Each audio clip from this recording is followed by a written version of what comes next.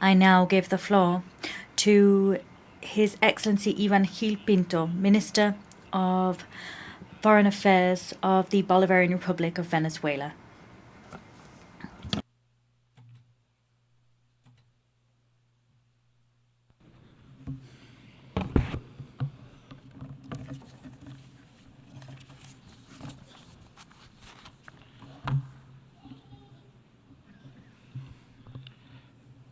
Señor Presidente. Mr. President, Venezuela stands here talking to the world with a sense of truth. Over 5 centuries, the history of our homeland has been marked by one key ideal. That is the goal of achieving a society in which equality, justice, and freedom reign. Simón Bolívar was the greatest man to ever have been born on American soil. He, in word and in deed, universalized the spirit and what it meant to be Latin American and Caribbean. His was the ideal that the world should live in balance, that any and all struggle for a better society must have as its homecoming port, its final destination, peace. Mr. President, the first vessels that arrived on our Caribbean shores came to bring us under control. They subjugated our ancestors for 300 years. More than 90 million indigenous inhabitants were exterminated. There began our long struggle to resist colonialism and humiliation. 3 centuries later, the Liberation Army, comprising black people, indigenous peoples, white people, mestizos, it was an army in which slaves, peasants, and free men from across the continent stood side by side as equals. They came up from the coasts of the Caribbean Sea and rose up to Ayacucho and its mountains to free South America once and for all. Mr. President, we have been a country that has learned to struggle for its own destiny and control thereof. In the 20th century, we saw the beginning of a blockade on our coastlines in the Caribbean Sea and a coup d'etat against our nationalist general, Cipriano Castro, that was financed by oil companies and the government of the United States. The 20th century was one of bitter disputes between the ideal held by a nation that demanded the sovereign right to enjoy its own wealth for its own development and puppet governments that subjugated the country to foreign and imperialist interests. These governments sold our nation down the river and as such plunged Venezuela for decades into the most abject misery, poverty and repression. It was at the end of last century, in 1999, that the Venezuelan people succeeded in giving shape to the historic strength it had built up over decades of struggle. They ushered in a project for an independent, just and sovereign nation. That project drew upon the original ideals of Bolivar and was led by an extraordinary leader, Commander Hugo Chavez. And the project proved itself able to compel a people's movement to rise up to wage a peaceful and democratic revolution. Mr. President, since the very beginning, President Chavez bravely led a nationalist sovereign oil policy and undertook an epic journey to get OPEC back on its feet as a major multilateral instrument and a guarantee for global energy security. Today, 26 years later, global public opinion and the peoples of the world are acutely aware of everything done by the United States government to topple Commander Chavez and everything it did to lay waste to the historic project of liberation that's been supported and given new mandates time and time again by the Venezuelan people in 32 elections. With the passing of President Chavez, the people in myriad electoral and political events have reaffirmed their staunch support for the historic Venezuelan emancipation project, which is now in the hands of President Nicolás Maduro. It is also widely documented and known to all that war has been waged upon us in myriad forms. There is the criminal aggression that in the last decade has been waged against Venezuela to allow external powers to get their hands on Venezuela's natural resources and usher in a so-called regime change.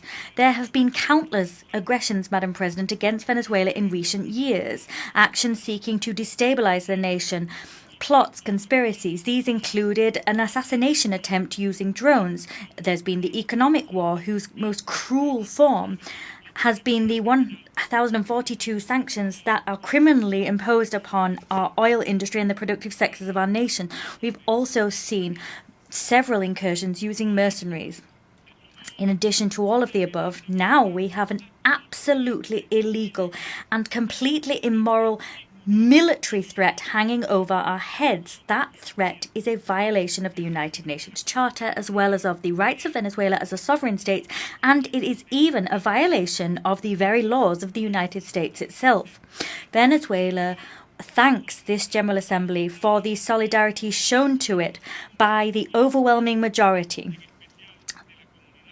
The governments of the world and the peoples of the world have shown us that solidarity. I'm thinking particularly of CELAC, BRICS, and the non-aligned movements. All of these peoples and all of these groups have repudiated these immoral threats and have supported Venezuelan democracy and Venezuela's right to peace and development.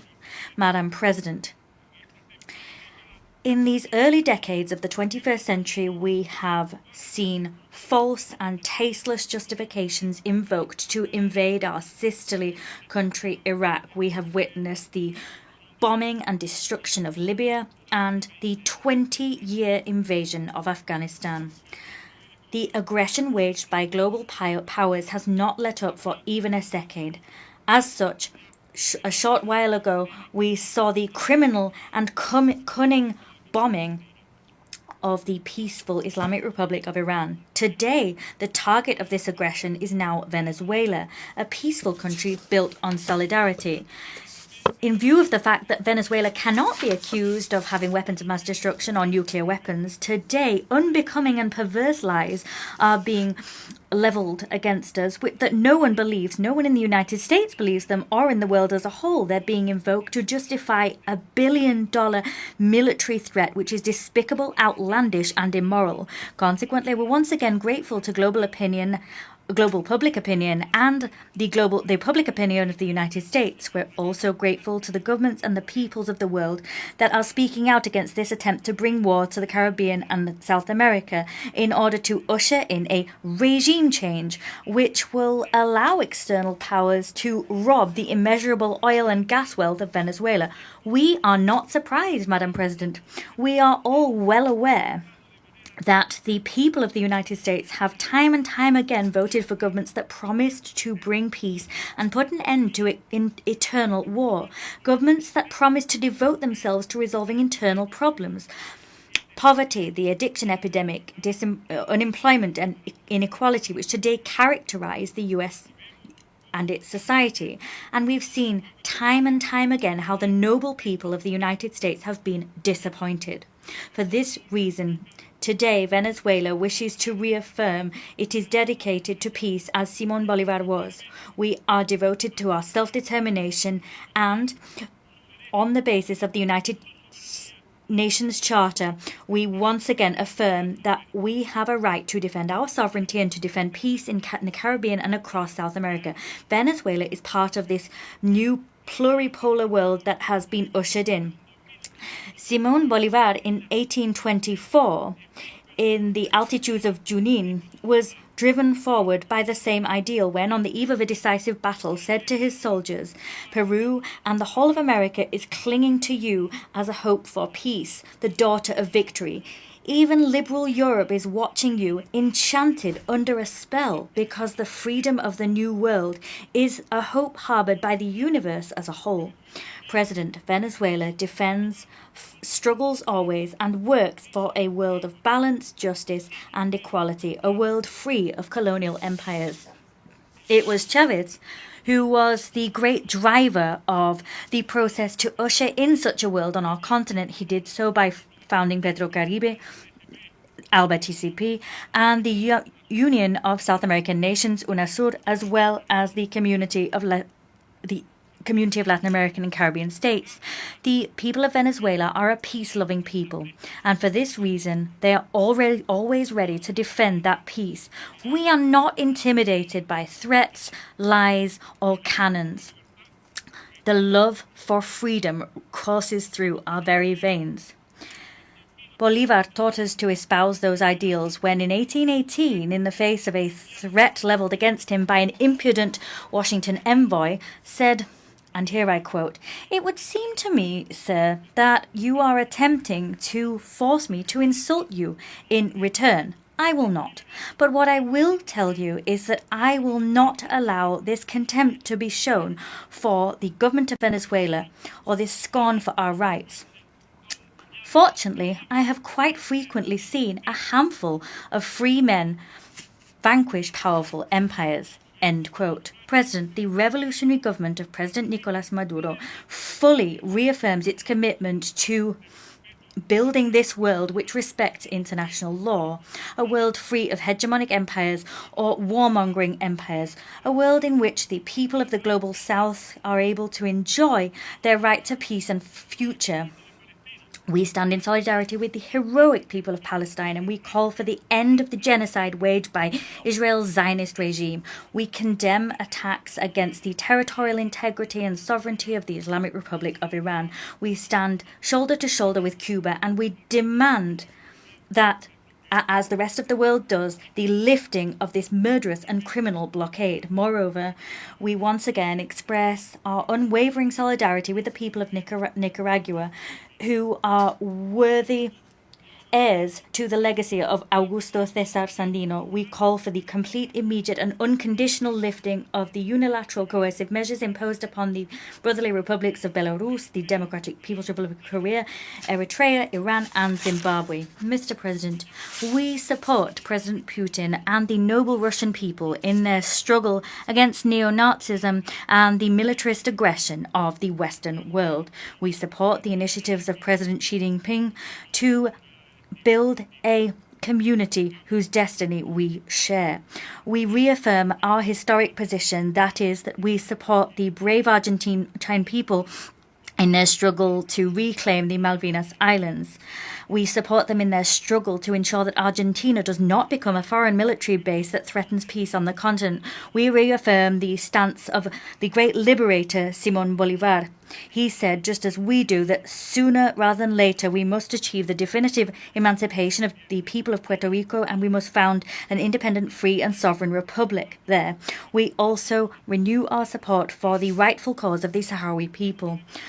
Moreover, we here reaffirm our total commitment to the group of friends in defence of the Charter of the United Nations. That group comprises governments that seek to rescue the system of the United Nations that is now on a dangerous path of decline, which may dangerously culminate in the extinction of the United Nations. The Nazis of today, just like the Nazis of Hitler yesterday, are working to destroy the United Nations. We are striving to restore its dignity and to make it ever stronger. President, today we reaffirm that the Venezuelan people will continue upon the path that they have freely chosen for themselves. The world must know that Venezuela is prepared to continue walking the path opened up for them by Simón Bolívar and the freedom fighters of America. We have given shape to a powerful national union. We stand together. We say before the world that Venezuela has never been, is not, nor will it ever be a threat for any nation whatsoever. Venezuela has been, is, and always will be a beacon of hope in terms of building a new humankind, building a world of equals without empires, with no blackmail and no threats. We will usher in a world where colonialism, slavery and exploitation are vanquished once and for all, a world in which peace can grow stronger, and, as the poet and Venezuelan singer Ali Primera said, a world where humankind is human. Thank you, President. Muchas gracias. I thank the Minister of Foreign Affairs of the Bolivarian Republic of Venezuela. I now give the floor